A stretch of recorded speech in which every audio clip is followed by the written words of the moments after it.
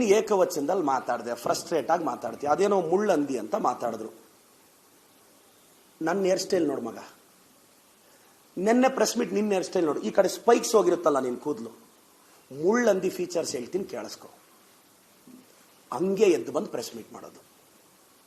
ಮುಳ್ಳಂದಿ feature, ಆ ಕೂದಲು ಒಂದು ಈ ಕಡೆ ಒಂದು ಈ ಕಡೆ, ಇವೆಲ್ಲ ಮುಳ್ಳಂದಿ ಫೀಚರ್ಸ್ ಮಗ. ನಾನು ಬಯಾಲಜಿ ಲೆಕ್ಚರರ್, ಅದಕ್ಕೆ ಹೇಳ್ತಾ ಇದ್ದೀನಿ. ಕಾರಣ ಇಲ್ಲದೆ ಟಿಕೆಟ್ ಮಿಸ್ ಆಗೋದು ಮುಳ್ಳಂದಿ ಫೀಚರ್.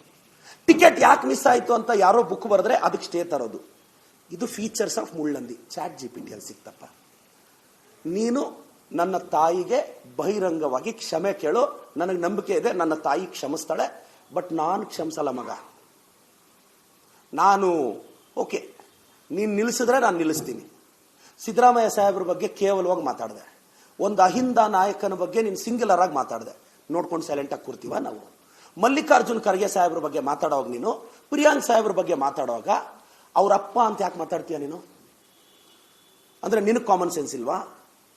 AICC ಅಧ್ಯಕ್ಷರ ವಯಸ್ಸು ಗೊತ್ತಾ ನಿನಗೆ? ವಯಸ್ಸು ಗೊತ್ತಾ?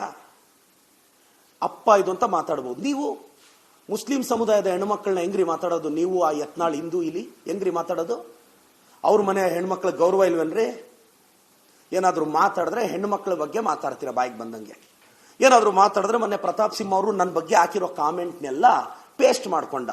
ಅಲ್ಲ ಗುರು, ನೀನೇ ಫೇಕ್ ಐಡಿಗಳು ಕ್ರಿಯೇಟ್ ಮಾಡಿಕೊಂಡು, ನೀನೇ ಫೇಕ್ ಕಾಮೆಂಟ್ಗಳು ಹಾಕೊಂಡು, ನೀನೇ ಪೋಸ್ಟ್ ಮಾಡ್ಕೊಳ್ಳೋ ದರಿದ್ರ ಬಂತ ನಿನಗೆ. ಎಲ್ಲರೂ ಬೇರೆ ರಿಕ್ವೆಸ್ಟ್ ಮಾಡೋದು, ನನ್ನ ಪರವಾಗಿ ನಿಂತ್ಕೊಳ್ಳಿ, ಕಾಮೆಂಟ್ ಹಾಕಿ. ಒಂದು ಕಾಮೆಂಟ್ಗೆ 60 ಪೈಸೆ ಕೊಡ್ತಾನೆ ಪ್ರತಾಪ್ ಸಿಂಹ, ನಾನು ಪ್ರೂವ್ ಮಾಡ್ತೀನಿ. ಒಂದು 500ರಿಂದ 600 ಪೇಡ್ ಕಾಮೆಂಟ್ಸ್ ಇರ್ತವೆ. ಗುರು, ನಮಗಂತ ದರಿದ್ರ ಬಂದಿಲ್ಲ ಗುರು. ಜನ ನಮ್ಮನ್ನು ಬೈದ್ರು ಬಯಸ್ಕೊಂತೀವಿ, ಹೊಗಳಿದ್ರು ಆರ್ಗ್ಯಾನಿಕ್ ಆಗಿರ್ಬೇಕು ನಮ್ಮ ಬಗ್ಗೆ. ನಾನೇ ಕಾಮೆಂಟ್ಸ್ ಹಾಕ್ಸ್ಕೋಬೇಕು ಅಂತ ಡಿಸೈಡ್ ಮಾಡಿದ್ರೆ ನೀನು ಬೇಜಾರಾಗ್ಬಿಡ್ತೀಯ.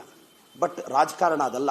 ನಿನಗೆ ರಾಜಕಾರಣದಲ್ಲಿ ಹೈಕೋರ್ಟ್ ಒಂದು ಮಾತು ಹೇಳಿದೆ, ದಪ್ಪ ಚರ್ಮ ಇರಬೇಕು ಅಂತ. ನಿನಗಿದೆಯಾ?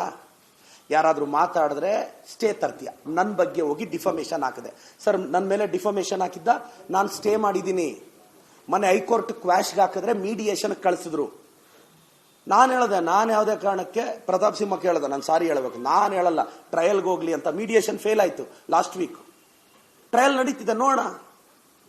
ಈತ ಪಾರ್ಲಿಮೆಂಟ್ ಅಟ್ಯಾಕ್ಗೆ ಪಾಸ್ ಕೊಟ್ಟಾಗ ನಾವು ಪ್ರಶ್ನೆ ಮಾಡಿದ್ರೆ ತಪ್ಪ? ಸಿದ್ದರಾಮಯ್ಯ ಸಾಹೇಬ್ರ ಬಗ್ಗೆ, ಸರ್ ಮುಸ್ಲಿಂ ಸಮುದಾಯದವ್ರಿಗೆ ಈ ದೇಶದಲ್ಲಿ ಗೌರವ ಇದೆ ಸರ್, ಇವ್ರು ಬಾಯಿಗೆ ಬಂದಂಗೆ ಬೈದ್ರೆ ಯತ್ನಾಳ್ ಅವರು ಇವರೆಲ್ಲ RSS ಅಲ್ಲಿ ಕಲ್ತಿದ್ದೇನಾ? ನಮ್ಮ ಪ್ರಿಯಾಂಕ್ ಸಾಹೇಬ್ರನ್ನ ಟಾರ್ಗೆಟ್ ಮಾಡಿದ್ದೀರಾ. ನಾವೇನ್ ಕೇಳ್ತಾ ಇದೀವಿ? RSS ಬ್ಯಾನ್ ಮಾಡ್ತೀವಿ ಅಂತ ಎಲ್ಲಾದ್ರೂ ಹೇಳಿದೀವ? ಸರ್ಕಾರಿ ಶಾಲೆಯ ಪ್ರಿಮಿಸಿಸ್ ಅಲ್ಲಿ RSS ನ ನಡೆಸಬೇಡಿ ಅಂದಿದ್ದೀವಿ. RSS ಎಲ್ಲ ಯಾವುದು ನಡ್ಸಕ್ ಬಿಡಲ್ಲ. ನೀವು RSS ಬ್ಯಾನ್ ಅಂತ ಯಾಕೆ ಪ್ರೊಜೆಕ್ಟ್ ಮಾಡ್ತಾ ಇದ್ದೀರಾ? ಹೋಗ್ಲಿ, ನೀವು RSS ರಿಜಿಸ್ಟ್ರೇಷನ್ ಕಾಪಿ ಎಲ್ಲಿ ಅಂತ ಕೇಳಿದ್ವಿ, ಯಾಕೆ ಕೊಡ್ತಾ ಇಲ್ಲ? ಬೇರೆಯವನ್ನ ಯಾರಾದ್ರೂ ರಿಜಿಸ್ಟ್ರೇಷನ್ ಇಲ್ಲದೆ ಅಕೌಂಟ್ಗೆ ದುಡ್ಡು ತಗೊಂಡ್ರೆ, ಜಮೀನ್ ತಗೊಂಡ್ರೆ, ಆಸ್ತಿ ತಗೊಂಡ್ರೆ, ಬಿಲ್ಡಿಂಗ್ ಕಟ್ಟಿದ್ರೆ ನಿಮ್ಮ IT ಹಿಡಿಯೋರು ಸುಮ್ಮನೆ ಬಿಡ್ತೀರಾ? ಬಿಡಲ್ಲ. ನಾವು ಅದನ್ನ ಪ್ರಶ್ನೆ ಮಾಡಿದ್ರೆ ತಪ್ಪ?